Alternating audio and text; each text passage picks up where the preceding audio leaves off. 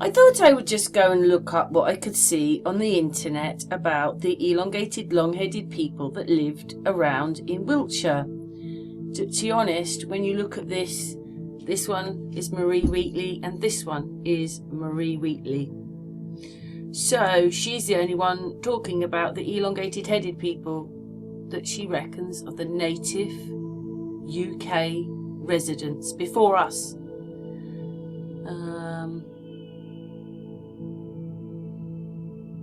And there you go. So this is Marie Wheatley talking. I mean, you can stop and look at this because it's quite long and I can't read it all, but I slow it down a little bit and we will talk through it. Yeah, she is the only person talking about elongated people that were in Wiltshire.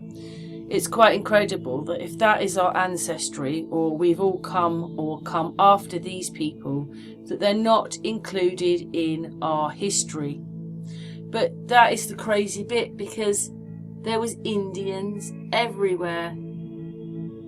So once you see, is it coming to the, yes, oh, this is the long barrow that me and Marie Wheatley went to. But obviously we were on top of it and there was lots of weeds and things around it. They used to drive tanks over that. It's disgusting, isn't it? They're probably trying to collapse them. And then that picture there, I've never seen that picture before. Look at that, it's quite... I suppose when you know now that they were Indians, everything looks a little different, do you think? There's quite a lot of information on here, but we've had Marie Wheatley on. It's on my Hangouts, you can watch them. So she probably is saying the same things. It's very interesting though. I find this, I just can't believe the Indian bit when I saw that the pharaohs have got the same wings on, feathers on their arms and feather on top of their head as the North American Indians have the same. And that they haven't connected them together. They were who were here first, all the Indians. There was Indians everywhere. And some of them, or a lot of them, seem to have these elongated heads, which history will say that it was binding in South Africa. But Marie Wheatley and Brian Forrester say that they are a different race of people. And look at the things they could build. They weren't particularly tall or anything, so it's amazing that they could build. So long barrow stuff is the elongated headed people, including Stonehenge, and round-headed people build things like Silbury Hill, which is a pyramid. That's what Marie Wheatley reckons in the Hangouts that we've had with her in the past. It's just quite incredible that they're not even mentioned in our history at all. But there is the connection, because there's Indians and the Egyptians in those pictures. Or Indians, I had pictures of the Indians like that. And that's the book she wrote. I think it's 2009. Oh, it says there 2015. Oh, I don't know. There's 17. There you go. It's about this time when she was doing all this. I suppose even when you look at Stonehenge, once you realise the long barrows, I mean, obviously they didn't put Stonehenge back the way it was, and Brian Forrester will Brian Forrester will explain that on the Hangout that we had, and obviously Marie Wheatley knows that. But there's a little bit more information. Just stop it and read it if you want to. And well, that's the High Priestess one, yeah, the long elongated headed people. It is extremely long. It's probably almost twice the length of the Kennet and Avon one, and that's the Kennet and Avon one. And look inside, and now when you see the stones, do you see everything's more Indian-like? Look at the front, more Indian-like. Countryboy Archiology. I bet he'd like to go there and find some bits and pieces.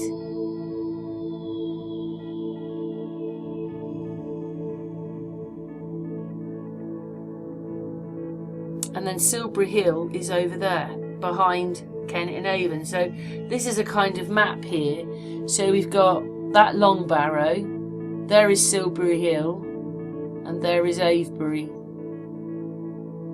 And look, it used to have these paths, so they reckon. And now you can see it looks much more Indian-like. And of course, I think that's the Long Barrow at Kennet and Avon, which is next to Silbury Hill, whereas the other bigger Long Barrow that I went to with Marie Wheatley is a bit further away, more on the Salisbury Plain, or on the edge of it, and the army's all round it. Don't want people to realise, because these are different people and they're not included in our history. So how can you know, Marie Wheatley's probably lucky that she found them and can talk about them, but they don't want people talking about it because it doesn't fit into their history. But again, look at the size of the stones. How the hell did they move those there? I mean, they are huge stones. Indians. I've been in there a few times. It's kind of up a hill. It nearly kills you walking up the hill, but so this would have been a burial chamber. Obviously, you only go into a bit of the Long Barrow, and half of it, maybe 3/4 of it, you don't. So that's the Kennet and Avon Long Barrow with its Indian frontage. And you think if it was built thousands and thousands of years ago, they're still there. That's how well they built them. And this whole culture is not included in our history, and that we were covered in Indians. I think that is absolutely bananas. But it kind of makes sense, because in a minute I'm going to add Countryboy Archiology. Hopefully everybody has heard of him.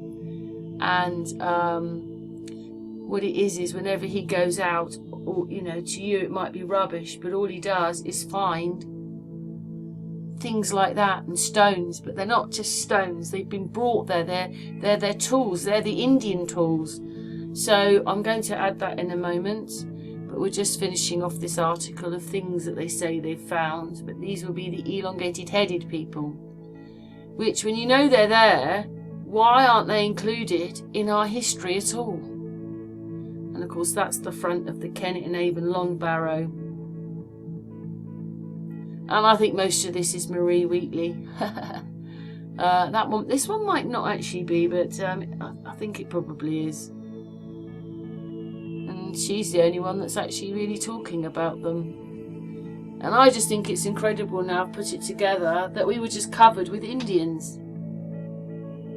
Maybe here it was a bit colder and they had to be a little bit different than they would be if they were out in some desert. But they're still all Indians. Anyway, we're going to add Countryboy. We're going to carry on now. Hopefully loads of people have heard of Countryboy Archiology. He comes to my channel sometimes, and sometimes I message him on his channel and he messages me on mine. I like his mindset, I really like it. So I think this is what's happened, basically. It's a bit like over time, he kept finding stones, but then realising that there was big connections between them. And in fact, they're not just stones or bits of rubbish, they're actually Indian tools, which is why he's got an Indian skeleton headdress. So what we're going to do is, because obviously it's fascinating once I now realise that they're all Indians, that we'll put a little bit of him in, and he will not mind me copying a bit of his video and adding it in, because we are covered with their legacy left behind in bits and pieces. We just don't realise it's there. What's going on YouTube? It's your boy Brian with Countryboy Archiology, and here to show some of our most recent finds, and I kind of got them separated in a category, and I'm just going to knock out a few videos back to back to back and show some of it. First we're going to go over a few little hammerstones I found, and this here is a nice little hammerstone. Good shape, but you can tell where it's been all pecked out. Now if you like Indian tools, or stone tools, like and subscribe, because there's more of them rock people out there than what I thought about. and I need some help out here. And also, if you have some of these artifacts, make your own YouTube channel. Let's spread the knowledge on these things so people know they're more than just rocks, which there are rocks out there, but then there's artifacts just like this. And you have to know what you're looking for. Another nice little hammerstone. A lot of people say these are creek rocks, but these aren't creek rocks. I don't dig my rocks in a creek. You can look at that. Now, you may see some Georgia red clay on them. That they may. Another little nice little hammerstone. And the way I like to look for artifacts is, well, first of all, out here in God's country, there ain't nothing but red Georgia clay. So when you find a stone like this, you know it was brought there, and then when you pick it up, you can tell it's been worked, and it's a hammerstone. They're laying everywhere. And you don't find white quartz like this in red Georgia clay. It was brought here. And when you find a group of stones like this, these are all found in a group. The next couple of videos is all just a group of stones I found. And if you know what you're looking at, you can tell they're all nice little hammerstone. That's the ideal little shape of a hammerstone. They fit in your hand perfect. If you've ever held an Indian artifact tool, you know it was made to go in your hand. There's no doubt. It's just they fit so comfortable in the hand. But when you're walking alone, and I'll tell you, even driving along dirt roads, and you see where it looks like it's washed out, maybe somebody can put some rocks there to help with the washing out. Well, most times that's just artifacts that fell out of that bank. They're just laying there waiting to be picked up. It's a nice little axe head. And one more little axe head. I'll show you similarities in these two. If you get over top of them, you'll see the shape of these. You'll see right here, a little notch. And notched out here. And the same way with this is way thicker, but you get that little notch.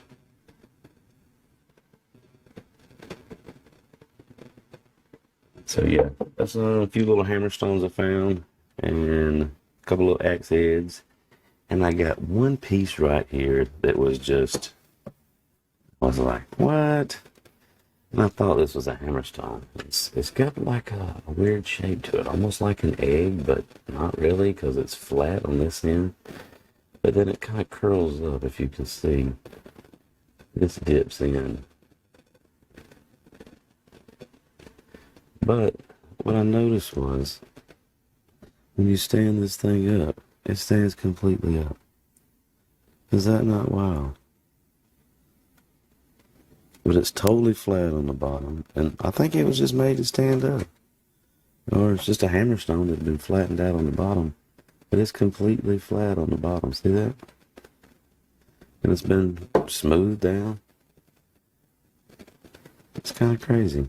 But I thought that was a interesting little piece. Like I said, they was all found in the same spot, so they're not creek rocks. And I can tell by the shape of their artifacts. So yeah, if you hadn't already, like, subscribe.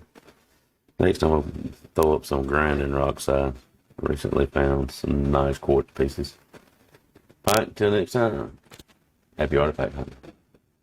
Obviously, when we're going through this stuff, they're the Indian ones, the the elongated headed ones.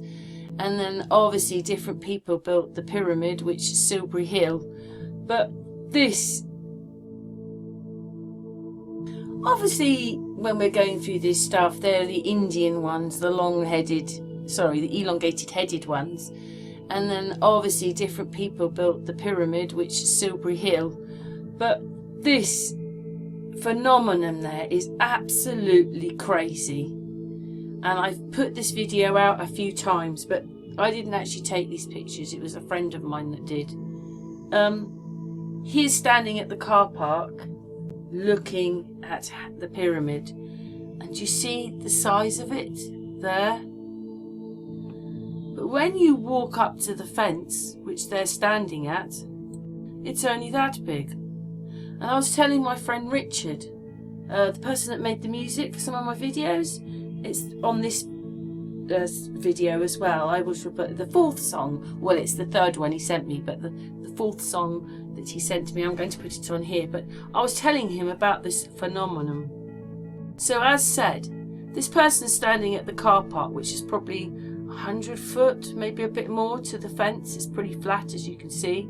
When you're standing back there and you see the pyramid, look at the size of the pyramid. And it's kind of got a bit of a, I don't know if this looks different when you're looking at it like this. Do you see what I mean? It just looks different. But anyway, when you walk up to this fence, which you can see, there's the fence. Look at the size difference. Anyway, this is what this next little video is, the part of the video is going to be about. It's not actually about the Indians, because the round-headed people are supposed to have built the pyramids, this pyramid, and Merlin's Mound. We're going to put a little bit of mention of Merlin's Mound in, because again, at least they're admitting it's a pyramid there, and a lot of these schools have these mounds in them. So we are sort of covered in pyramids as well. But let's put the rest of this video on.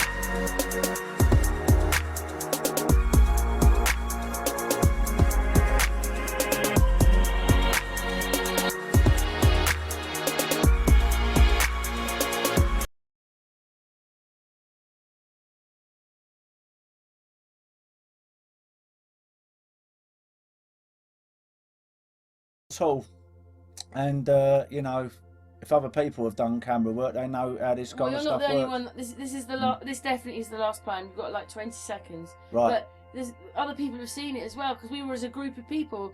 Costa was there when we saw it. Well, we was asking other people about this. You know, we was talking about it, but it was very interesting. But this is what they capture when they do their P900s, and they're saying, "Oh, but how come I can see those islands when they're supposed to be 200 miles away?" It's through the same thing. Yeah, and there's atmospheric lensing and all sorts, but it's quite clear today actually. It weren't too bad, but you can see there's a bit of mist there, but when you get closer you can't see it. So now you can see a bit of mist as well, so you can see why people that use their P1000s and 900s and whatever. Gary, this is definitely the last right, time. okay, anyway, you can see how they have problems like by trying to take photographs over a long distance, because you can see the lensing effect there, can't you? The atmospherics, the difference between that when we're close and then here when we're far away, it's already. That's because it's magnified it. Yeah, but the thing is, obviously over vast distances, the atmospherics have such a detrimental effect that, you know, you get these idiots turn around and say, "Oh, how comes you can't sort of like film sort of like?" And before we go on the main video, what did I see on the pyramid? Writing. Oh, you see writing as well, didn't you? Yeah. When you're watching Gary talking on the video, in the middle you can see writing. People say, how comes you can't see France from sort of like the east coast of America? It's absolutely ludicrous because you live on some kind of flat realm. But obviously you can't, because you can see what a difference a short distance has with sort of like atmospherics. Yeah. So anyway, we're fantastic. The video's finished. Yeah. I've played it about 5 times. Okay, now. Yeah, I'll keep my cake. I just don't understand how we can go from. I mean, I just think the top of the pyramid looks different there. At the top, it's different to the other one. And it's not like we're that pathway there. It isn't hilly like some people might sort of like reply back to an email and say, "Oh, maybe like it's because it's a hill there and you're looking down a hill." It wasn't. It was reasonably flat. I mean, it wasn't 100% flat, but if you put a spirit level on it, I wouldn't think the bubble like would go right in the middle, but it wouldn't be far either way, would it? It was reasonably level, you know.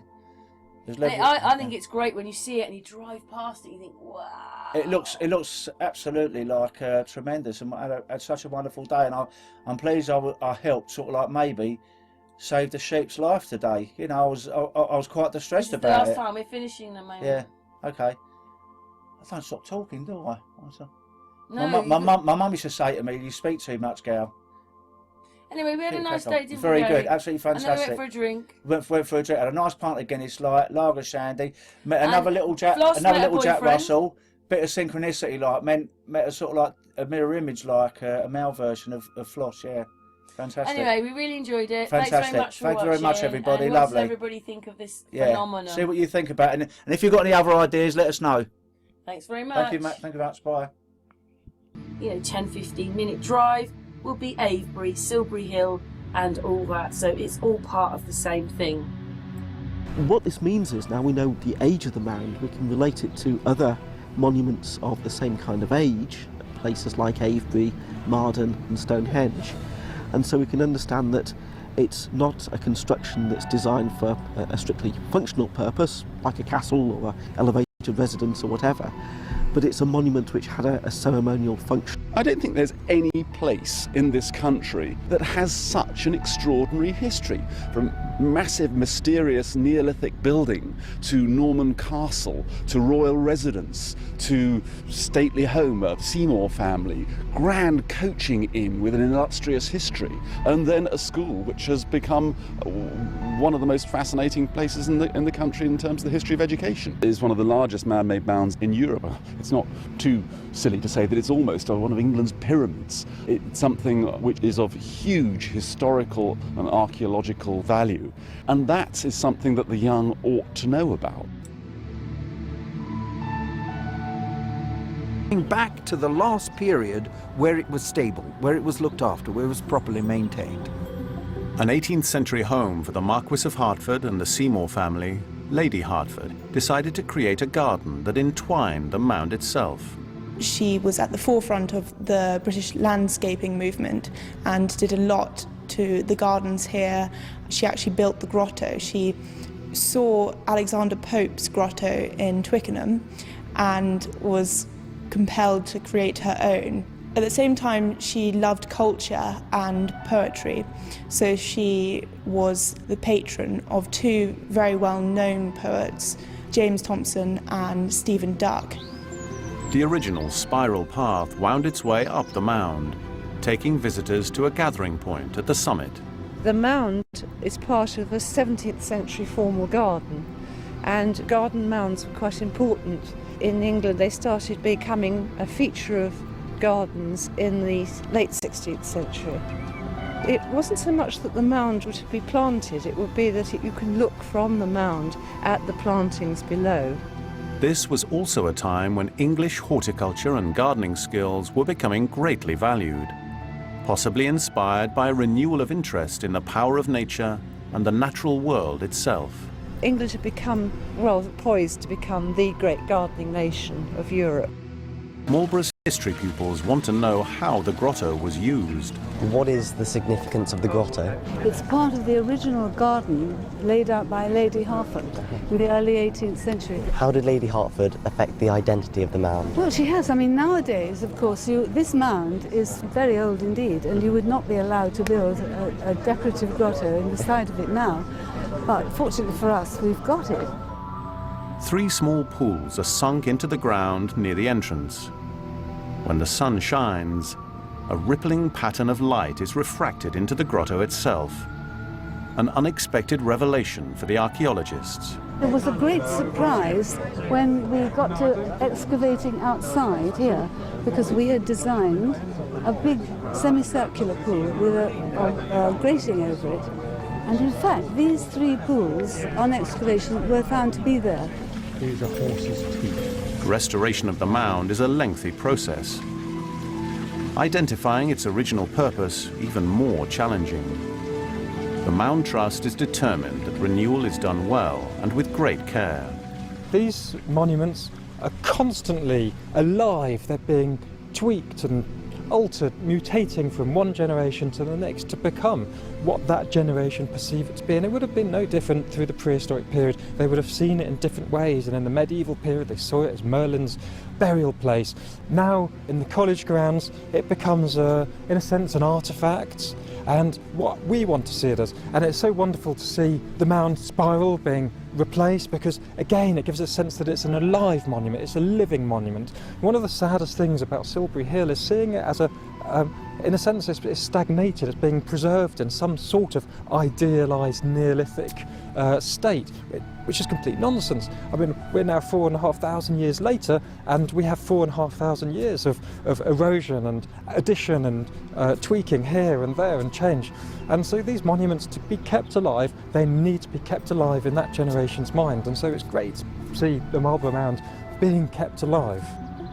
Archaeology is very, very fast changing, much more so than history, I think, because the evidence is just pouring out of the ground as we speak, new evidence. It's changing our perceptions, so constantly we're having to revise our ideas. So that's the excitement of archaeology. It's a very fast changing thing, and people can comprehend it as well. People who are not specialists can take part in the excitement of this changing subject. Even though it was great hearing them talk about the grotto and everything and all the extra history and the fact that there was a castle there that I had no idea about, it's a real shame that they're not talking more about the fact that here is Silbury Hill and then here is